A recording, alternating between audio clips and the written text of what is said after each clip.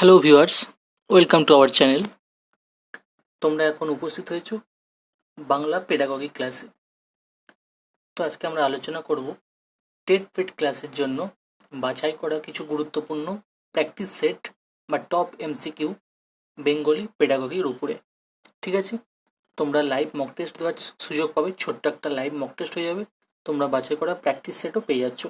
এবং সমস্ত পিডিএফ পাওয়ার জন্য বা আমাদের প্রত্যেক দিনের নিয়মিত ক্লাস আপডেট পাওয়ার জন্য তোমরা টেলিগ্রাম, সেখানে আমাদের Telegram channel all TET PT, আমি স্ক্রিনে দেখো লিখে দিচ্ছি, অল টেট পিটি ক্যাপিটালে লিখবে, এই নামে তোমরা সার্চ করো টেলিগ্রাম এবং ফেসবুক গ্রুপে। ঠিক আছে, একই নাম অল টেট পিটি, তোমরা সেখানে জয়েন হয়ে যাও। টেলিগ্রাম অ্যাপ না থাকলে ইনস্টল করে সেখানে তোমরা জয়েন হয়ে যেতে পারো, সমস্ত আপডেট পাওয়া যাবে। যারা নতুন তাদের জন্য বলছি, যারা অনেকদিন ধরে ক্লাস করছো নিয়মিত তারা তো জানোই। তো WB TET, WB SSC TET বা প্রিলিমিনারি টেস্ট সহ বিভিন্ন ডব্লিউবি বা আদার্স টেটের সিটেট সহ বিভিন্ন টেট পরীক্ষার ক্ষেত্রে এটি খুব গুরুত্বপূর্ণ ক্লাস তোমাদের হতে চলেছে। ঠিক আছে, তো চলো, তোমরা 6 সেকেন্ড করে টাইম পাবে, খুব গুরুত্বপূর্ণ প্রশ্নগুলো তোমরা দেখলেই বুঝতে পারবে। আজকের প্রথম প্রশ্ন, বিশ্লেষণ পদ্ধতির বৈশিষ্ট্য কোনটি? শুধু উদাহরণ দিয়ে বোঝানো, সূত্রগুলি মুখস্থ করানো, সূত্রগুলি উদাহরণ দিয়ে বারংবার বিশ্লেষণ, লিখে দেওয়া বা লিখে বোঝানো, এই চারটির মধ্যে কোনটি? তোমাদের টাইম স্টার্ট নাও। আশা করি তোমরা 6 সেকেন্ডের মধ্যে উত্তর দিয়ে দিতে পারবে। তোমরা লাইভ চ্যাটে প্রত্যেকেই অংশ নাও এবং কমেন্টেও তোমরা জানাতে পারো। যারা দেরিতে ক্লাস দেখবে তারা অবশ্যই কমেন্টে প্রত্যেকটা উত্তর দেবে। আর যারা এখন লাইভ চ্যাট ক্লাস করছো তোমরা লাইভ চ্যাটেই তোমরা অ্যান্সার দেওয়ার চেষ্টা করবে, লাইভ ক্লাসে যারা আছো। তো অ্যান্সার আমি বলে দিচ্ছি চটপট। অ্যান্সার হবে সূত্রগুলি উদাহরণ দিয়ে বারংবার বিশ্লেষণ। কারণ প্রশ্নটা দেখো, বলেছে বিশ্লেষণ পদ্ধতির একটি বৈশিষ্ট্য। বৈশিষ্ট্য মানে একটি ভালো দিক, এটা সবসময় পজিটিভিটি আমাদের মাথায় রাখতে হবে। ঠিক আছে, তাহলে এখানে দেখো পজিটিভিটি দিয়ে শুধু লিখেছে শুধু শুধু কেবলমাত্র, সেগুলি কিন্তু খুব ভালো বৈশিষ্ট্য হয় না, এটা আমরা সচরাচর জেনে থাকি। তাহলে মুখস্থ করানো তো নিজে নিজেই করা যায়, সেটা তো নয়। লিখে দেওয়াও তো কোনো গুরুত্বপূর্ণ কিছু কাজ নয়। তাহলে সূত্রগুলি উদাহরণ দিয়ে বারংবার বিশ্লেষণ, এটি হয়ে যাচ্ছে অ্যান্সার। একের দাগের গয়েরটা, তোমরা অনেকেই ঠিক অ্যান্সার দিচ্ছ। একের দাগের গয়েরটা বা একের সি। তোমরা যারা নতুন তাদের উদ্দেশ্যে বলে দিই, তোমরা কোশ্চেন অ্যান্সার এবং অপশন অ্যান্সার দিয়ে দেবে, অপশানে উল্লেখ করে দেবে। দেখো 1 নম্বরের ধরো একেরটা ঠিক হলো, তাহলে তো এরকম করে উল্লেখ করে দেবে একের ক বা 1-এর এ, তাহলে আমার বুঝতে সুবিধা হবে। কেমন? তো চলো নেক্সট কোশ্চেন, 2 নম্বর, খুব গুরুত্বপূর্ণ। ভাষার ব্যবহারিক প্রয়োগ নির্ভর করে কটি নৈপুণ্যের উপর? মাথায় রাখবে, নৈপুণ্য বলেছে। ভাষার ব্যবহারিক প্রয়োগ নির্ভর করে কটি নৈপুণ্যের উপর? 1টি, 2টি, 3টি, 4টি। কোনটি হবে অ্যান্সার? তোমরা চটপট জানিয়ে দাও। আশা করি তোমরা অনেক, যারা নতুন তারাও চেষ্টা করছো। ভুল হোক তবু তোমরা লাইভ চ্যাটে নিয়মিত ক্লাসে মক টেস্টে দেওয়ার অংশ নাও। আমরা প্রত্যেকটি প্রশ্ন ডিসকাস করে দিই যাতে তোমাদের কোনো কনফিউশন না থাকে। দেখো অ্যান্সার হবে 2টি। অনেকেই দিচ্ছ, অনেকে ভুল হচ্ছে, অসুবিধা নেই। দেখো 2টি। ভাষার বলেছে কি প্রয়োগ? ব্যবহারিক প্রয়োগ।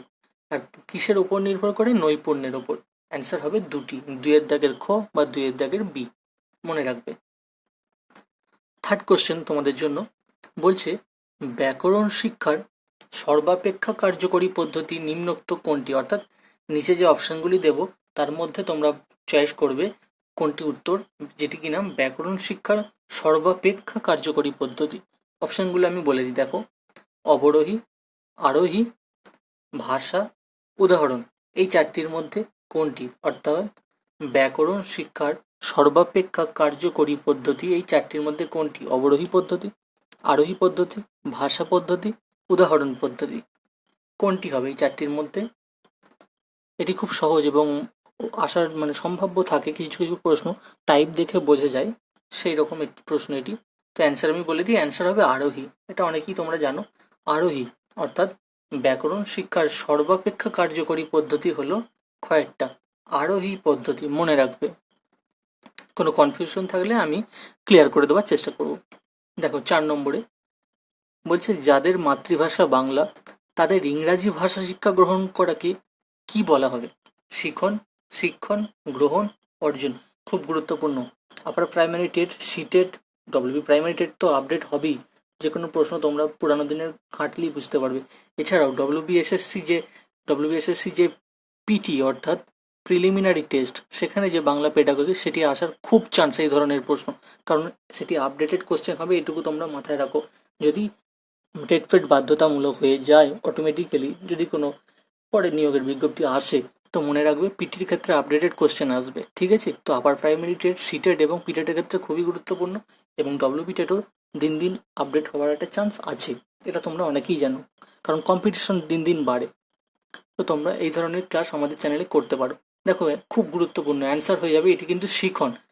এটি অনেকেই ভুল করবে, অনেকে কি অ্যান্সার করেছে তোমরা অনেকে নিশ্চয়ই ঘ করে দেবে, কারণ এটি অর্জন করে দেবে, কিন্তু অর্জন হবে না। এখানে বলে রাখি, দেখো ব্যাপারটা কি বলেছে, ব্যাপারটা যাদের মাতৃভাষা বাংলা, অর্থাৎ আমাদের যাদের মাতৃভাষা বাংলা, তাদের ইংরেজি ভাষা শিক্ষা গ্রহণ করাকে, দেখো আমরা পরিবেশের সঙ্গে সঙ্গে জন্মগত সূত্রেই হোক বা যে কোনো ক্ষেত্রে আমরা ছোটবেলা থেকে যে বড় হয়েছি, হ্যাঁ, সেটি আমাদের পরিবেশের সঙ্গে থাকতে থাকতে আমরা অর্জন করে নিয়েছি। অর্থাৎ যে মাতৃভাষা বাংলা আমরা অটোমেটিক আমরা নিয়ে নিয়েছি নিজেদের মধ্যে, হ্যাঁ, অ্যাটেন্ড করে নিয়েছি, সেগুলো হচ্ছে অর্জন। অর্থাৎ বাংলা ভাষাটা যেটা আমরা সেটা কিন্তু আমরা অ্যাকচুয়ালি অর্জন করে নিয়েছি। নিজেরা আলোচনা করো, দেখো, ভাবো মনে মনে যে আমরা ছোট থেকে কোন জিনিসটাকে অর্জন করতে পেরেছি। প্রথমে বাংলা ভাষাটা, যেহেতু সেটি আমাদের মাতৃভাষা, তো মাতৃভাষাটা আমরা অর্জন করিনি, কিন্তু ইংরেজি ভাষা শিক্ষা এটাকে গ্রহণ করতে হয়, তার ভাষা আছে, ব্যাকরণ আছে, অনেক কিছু জানতে হয়, পড়তে হয়, সেটি কিন্তু নেওয়া। মাতৃভাষা যেহেতু অর্জন, তারপরে এটি হচ্ছে গ্রহণ, ঠিক আছে? তারপর হচ্ছে শিখন, এরকম অনেক ভাগ আছে, এগুলো খুব ডিটেলসে পড়ার জন্য তো কনসেপচুয়াল ক্লিয়ার রাখার দরকার আছে। তাহলে অ্যান্সার হয়ে যাবে কিন্তু শিখন, অর্থাৎ কয়েকটা অ্যান্সার হয়ে যাবে। অনেকে তোমরা এখানে অর্জন করে দাও, অর্জন করবে না, ওটা বাংলা হবে। তাহলে অপশন হয়ে যাচ্ছে কয়েকটা, চারের দাগের ক বা এ। যাদের মাতৃভাষা বাংলা তাদের ইংরাজি ভাষা শিক্ষা গ্রহণ করাকে শিখন আমরা বলবো। কেমন? 5 নম্বরে দেখো, বলছে প্রত্যক্ষ পদ্ধতি দ্বারা নির্মিত হয় কোন বিষয়? প্রত্যক্ষ পদ্ধতি দ্বারা, এখানে পদ্ধতির ব্যাপার এসে গেছে, ঠিক আছে? প্রত্যেকটি প্রশ্ন আলাদা আনার চেষ্টা করি নিয়মিত আমরা। প্রত্যক্ষ পদ্ধতি দ্বারা নির্মিত হয় আরোহীমূলক বিষয়, দৃশ্যমান বিষয়, দৃশ্য ও শ্রুত বিষয়, সংযোগমূলক বিষয়। এই চারটির মধ্যে কোনটি? তোমরা চটপট লাইভ চ্যাটে জানিয়ে দাও। আমি প্রথমেই স্ক্রিনটা তুলে দিই যাতে তোমরা খুব দ্রুত অপশন জানিয়ে দিতে পারো, এতে তোমাদের প্রস্তুতিটা নিজেরাই বুঝতে পারবে, যাচাই করে নিতে পারবে। দেখো বলেছে কোন পদ্ধতি? প্রত্যক্ষ পদ্ধতি। আগের দিন আমি যখনই ক্লাস করাই বলে দিই কীরকম প্রশ্ন আসছে, শুধু উত্তর দেওয়া নয়, তোমরা প্রশ্নটা বোঝার চেষ্টা করো। এখান থেকে পদ্ধতি নিয়ে প্রশ্ন এসছে, কোশ্চেন এসছে পদ্ধতি থেকে, চ্যাপ্টার মনে রাখবে, টপিকগুলো পদ্ধতি থেকে একটি যদি প্রশ্ন আসে তাহলে মনে রাখবে সেটি পদ্ধতির টপিক থেকে এসছে। কেমন পদ্ধতি? না প্রত্যক্ষ পদ্ধতি।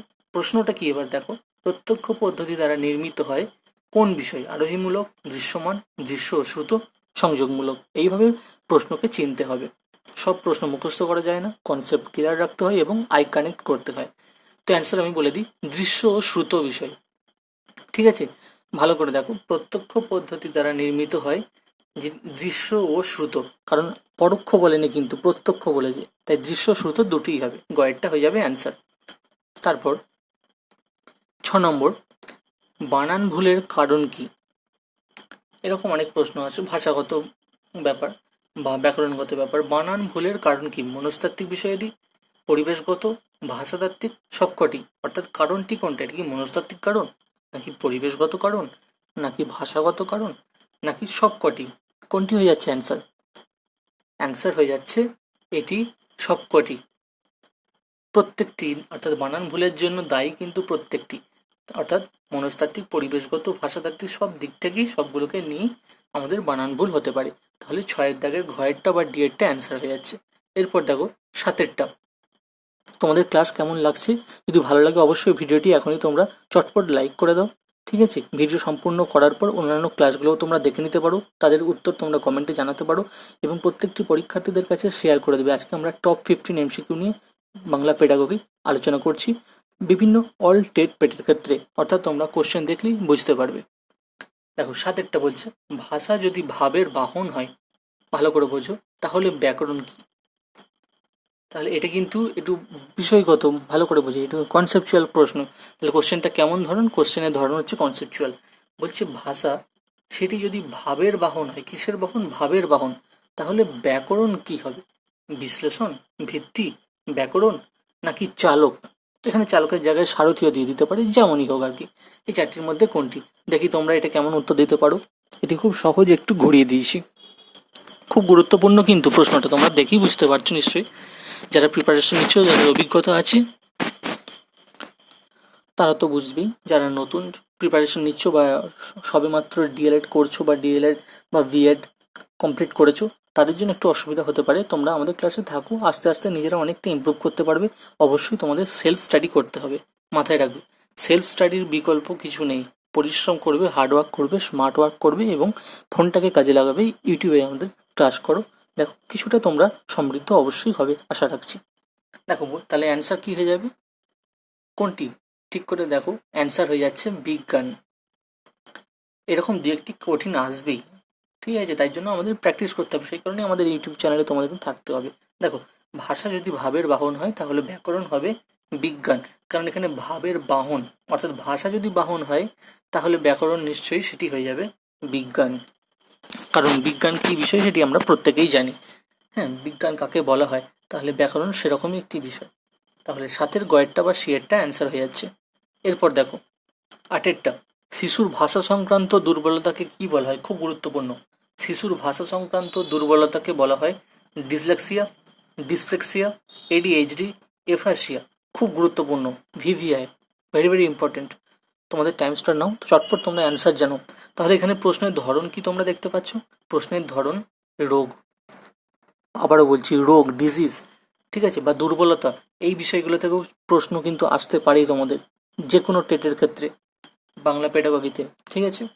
শিশুর ভাষা সংক্রান্ত দুর্বলতাকে কি বলা হয়? অ্যান্সার বলে দিই, অ্যান্সার হবে এফাসিয়া, ঠিক আছে? অ্যান্সার হবে এফাসিয়া। শিশুর ভাষা সংক্রান্ত দুর্বলতাকে তাহলে বলা হয় এফাসিয়া। আটের ঘ, এরকম বিভিন্ন রোগের ক্ষেত্রে বা দুর্বলতা দিয়ে দিতে পারে অপশনে। আমি চটপট বলে দিচ্ছি। দেখো, টপ 15 এমসিকিউর মধ্যে আমরা এখন চলে এসেছি নয়েরটা। আদর্শ ভাষা শিক্ষক হবেন যিনি, আমি খুব দ্রুত বলছি, হ্যাঁ, আদর্শ ভাষা শিক্ষক হবেন যিনি পাঠ্য বই কেন্দ্রিক, জ্ঞান বৃদ্ধিতে তৎপর, সমস্ত বিষয় সঠিকভাবে বোঝাবেন, শিক্ষার্থীদের ওপর জোর দিয়ে বোঝাবেন, অর্থাৎ জোরপূর্বক বা বলপূর্বক বোঝাবেন, বোঝানোর চেষ্টা করবেন। কোনটি হয়ে যাবে অ্যান্সার? তোমরা চটপট জানিয়ে দাও 6 সেকেন্ডের মধ্যে। আদর্শ ভাষা শিক্ষক, কেমন শিক্ষক? ভাষা শিক্ষক। তিনি কেমন হবেন? যিনি কিনা হবেন পাঠ্য বই কেন্দ্রিক, জ্ঞান বৃদ্ধিতে তৎপর, সমস্ত বিষয় সঠিকভাবে বোঝাবেন, শিক্ষার্থীদের ওপর জোর দিয়ে বোঝাবেন। অ্যান্সার আমি বলে দিই, অ্যান্সার হবে সমস্ত বিষয় সঠিকভাবে বোঝাবেন, অর্থাৎ নয়ের অ্যান্সার হয়ে যাচ্ছে গয়েরটা, ঠিক আছে? নয়ের অ্যান্সার হয়ে যাচ্ছে গয়েরটা বা সিয়েরটা। দেখো, টপ 10-এ চলে এসেছি। বলছে প্রশ্ন, দেখো, শ্রবণ ও পঠন দক্ষতা কি দক্ষতা? শ্রবণ ও পঠন দক্ষতা ভাষাগত, উৎপাদনমূলক, গ্রহণ দক্ষতা, না কোনোটিই নয়? এই চারটির মধ্যে কোনটি? অর্থাৎ শ্রবণ ও পঠন দক্ষতা কেমন? সেটি কি ভাষাগত, নাকি উৎপাদনমূলক, নাকি গ্রহণ দক্ষতা, নাকি কোনোটিই নয়? অ্যান্সার কি হয়ে যাবে? অ্যান্সার হয়ে যাবে গ্রহণ দক্ষতা, ঠিক আছে? অ্যান্সার হয়ে যাবে গ্রহণ দক্ষতা। তাহলে শ্রবণ, প্রশ্ন দেখো, শ্রবণ ও পঠন দক্ষতা হলো কয়েকটা? শ্রবণ ও পঠন দক্ষতা হলো গ, অর্থাৎ সিয়েরটা। এটি একটি গ্রহণ দক্ষতা। শ্রবণ ও, তাহলে গয়েরটা কি? প্রশ্নটা ভালো করে দেখবে। 10-এর শ্রবণ ও পঠন দক্ষতা হলো গ্রহণ দক্ষতা, ঠিক আছে? নেক্সট কোশ্চেন, 11 নম্বর কোশ্চেন, টপ 11 কোশ্চেন হচ্ছে, শিক্ষার্থীদের উচ্চারণ শৈলী ও বাচনভঙ্গির ত্রুটি লক্ষ্য করা যায় কোন পাঠে?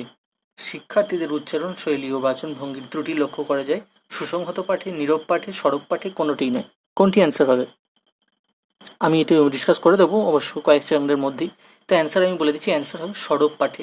অ্যান্সার দেখতে পাচ্ছ, অ্যান্সার হবে সরব পাঠে। কেন সরব পাঠে তোমরা জানো?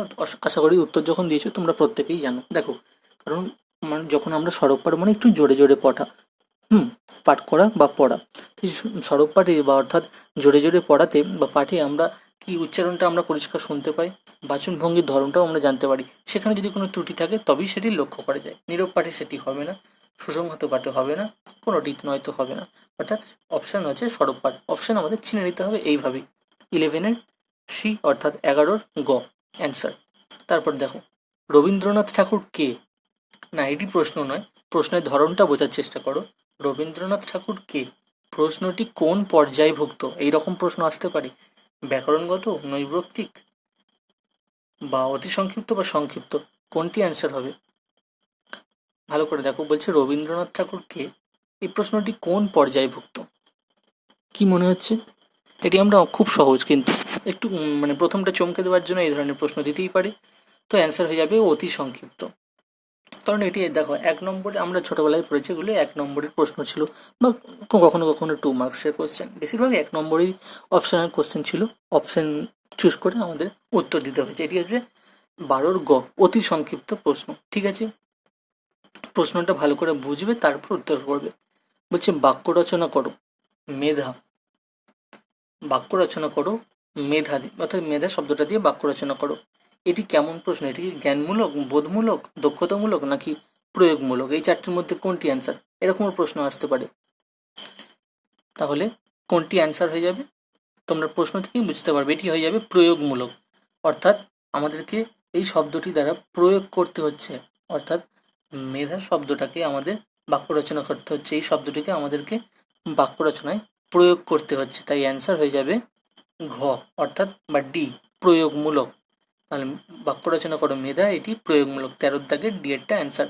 14 দাগ, অর্থাৎ আরেকটি আছে, শিক্ষাদান পদ্ধতি কেমন হওয়া উচিত নয়। প্রশ্নটা আবারও বলছি, শিক্ষাদান পদ্ধতি কেমন হওয়া উচিত নয়, নেগেটিভ। এই সবসময় প্রশ্নের প্রথম, মাঝখান এবং শেষ তোমরা লক্ষ্য রাখবে, তাহলেই বুঝতে পারবে কেমন প্রশ্নটা হচ্ছে। শিক্ষক কেন্দ্রিক, শিক্ষার্থী কেন্দ্রিক, ব্ল্যাকবোর্ড কেন্দ্রিক, সবকটি। হচ্ছে শিক্ষাদান পদ্ধতি কেমন হওয়া উচিত নয়, শিক্ষক কেন্দ্রিক হওয়া উচিত নয়, শিক্ষার্থী কেন্দ্রিক হওয়া উচিত নয়, ব্ল্যাকবোর্ড কেন্দ্রিক হওয়া উচিত নয়, আর সবকটি, এই তিনটির মধ্যে সবকটি। কোনটি অ্যান্সার হয়ে যাবে? অ্যান্সার আমি বলে দিচ্ছি, অ্যান্সার হবে প্রথমটা, কয়েকটা, শিক্ষক কেন্দ্রিক। কারণ শিক্ষাদান পদ্ধতি শিক্ষক কেন্দ্রিক হওয়া উচিত নয়। বাকি প্রশ্ন যাই থাকুক, অ্যান্সার যদি পেয়ে যাও সেটি আগেই তোমরা চুজ করে নেবে।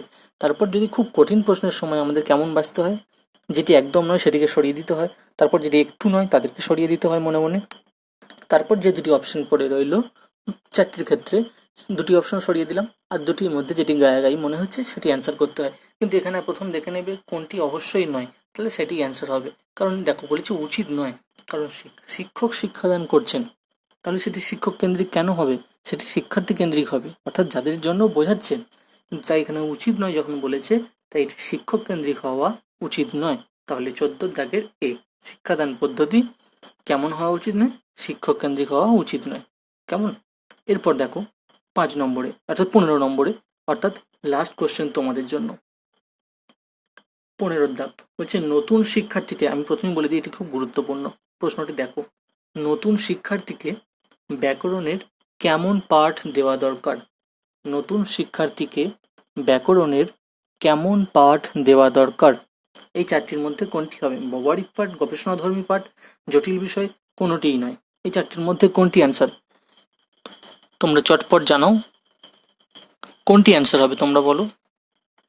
প্রশ্নটা ভালো করে বোঝার চেষ্টা করো। নতুন শিক্ষার্থীকে ব্যাকরণের কেমন পাঠ দেওয়া দরকার, অর্থাৎ শিক্ষার্থী যখন নতুন, তাকে ব্যাকরণের কেমন পড়াবে? ব্যবহারিক, গবেষণাধর্মী, জটিল বিষয়, না এই তিনটের মধ্যে কোনোটিই নয়? কোনটি হবে? অ্যান্সার আমি বলে দিচ্ছি, অ্যান্সার হবে ব্যবহারিক পাঠ। অ্যান্সার হয়ে যাবে ব্যবহারিক পাঠ, অর্থাৎ 15 দাগের কয়েকটা বা টপ 15-এ অ্যান্সার হয়ে যাবে এরটা, ব্যবহারিক পাঠ। কারণ শিক্ষার্থী নতুন, তাকে যে কোনো বিষয় যখন, যেটি ব্যাকরণ আমরা অবশ্যই কঠিন আমরা জানি, তো সেই ব্যাকরণের পাঠ যদি প্রথমেই জটিল দিয়ে দিই তাহলে সেটি তো হবে না, গবেষণাধর্মী দিলেও সে বুঝবে কী করে? তাই ব্যবহারিক, যেটি সে ব্যবহার করতে পারবে, শিখতে পারবে আস্তে আস্তে ব্যবহারের মাধ্যমে। তাই নতুন শিক্ষার্থীকে ব্যাকরণের ব্যবহারিক পাঠ দেওয়া দরকার। তাহলে অ্যান্সার কি হয়ে যাচ্ছে? 15 ক বা 15-এর এ অ্যান্সার হয়ে যাচ্ছে। ঠিক আছে, তো যারা নতুন, আজকের এই ছিল ক্লাস।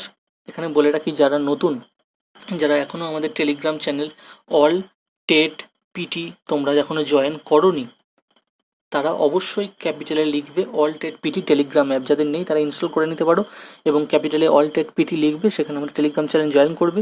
সেই চ্যানেল জয়েন করার পর সেখানে অবশ্যই টেটের তোমরা নিয়মিত কুইজ কন্টেস্টে, স্পেশাল কুইজ কন্টেস্ট তোমরা অংশ নিতে পারো, অনেকেই নিচ্ছে, প্রচুর স্টুডেন্ট সেখানে জয়েন হয়েছে, প্রচুর ভিউয়ার সেখানে আছে। তোমরা ফেসবুকেও এই একই নাম অল টেট পেট বা অল টেট পিটিটি লিখলেই তোমরা আমাদের ফেসবুক গ্রুপ পেয়ে যাবে, সেখানে তোমরা জয়েন হতে পারো। যারা নতুন অবশ্যই চ্যানেলটি সাবস্ক্রাইব করে পাশে থাকা বেল আইকন প্রেস করে অল নোটিফিকেশন করে দিন সবার আগে সব আপডেট পাওয়ার জন্য। অর্থাৎ আর তাছাড়া তো টেলিগ্রামে আমাদের অল টেট পিটিতে জয়েন করছেন, সমস্ত আপডেট পেয়ে যাবেন। এবং সাবস্ক্রাইব, অনেকে বলছে যে স্যার আসছে না, নোটিফিকেশন আসছে না, দেখো আসবে। তোমরা সাবস্ক্রাইব করে পাশে যে বেল আইকন আছে সেটি প্রেস করে 3টে অপশান পাবে, সেটি একদম উপরে অল করে দেবে। অর্থাৎ অল নোটিফিকেশন করলে কী হয়, তো আমি যখনই আপডেট করবো তার আগে একটি বা দুটি তো নোটিফিকেশন তোমরা আগে থেকেই পেয়ে যাবে। কেমন? তো অবশ্যই তোমরা টেট পরীক্ষার্থীদের কাছে এটি শেয়ার করে দাও, প্রচুর শেয়ার করে দাও, যাতে তারাও এই সুযোগটা পাক। তোমাদের মতো প্রত্যেকেই অনেকেই সুযোগ নেওয়ার চেষ্টা করছে, এটি আমাদের প্রত্যেকের দায়িত্ব। প্রত্যেকে আমরা শেয়ার করে দেবো বিভিন্ন পরীক্ষার্থীদের গ্রুপে বা তাদের কাছে, যাতে তারা এই অংশটা নিতে পারে, সুযোগ নিতে পারে। ঠিক আছে? তো তোমরা প্রত্যেকেই আমাদের ক্লাস, ডেলি ক্লাস করার চেষ্টা করো। আশা করছি তোমরা উপকৃত হবে। তোমরা কমেন্টে জানাও, এখানে নয়, লাইভ চ্যাট থেকে তোমরা চলে গিয়ে ভিডিওর মেন কমেন্টে গিয়ে জানাও ক্লাস কেমন লাগলো, আরও কি তোমরা এরকম নতুন ক্লাস চাইছো। অবশ্যই তোমরা ভিডিওর মেন কমেন্টে জানাও। Thank you for your time.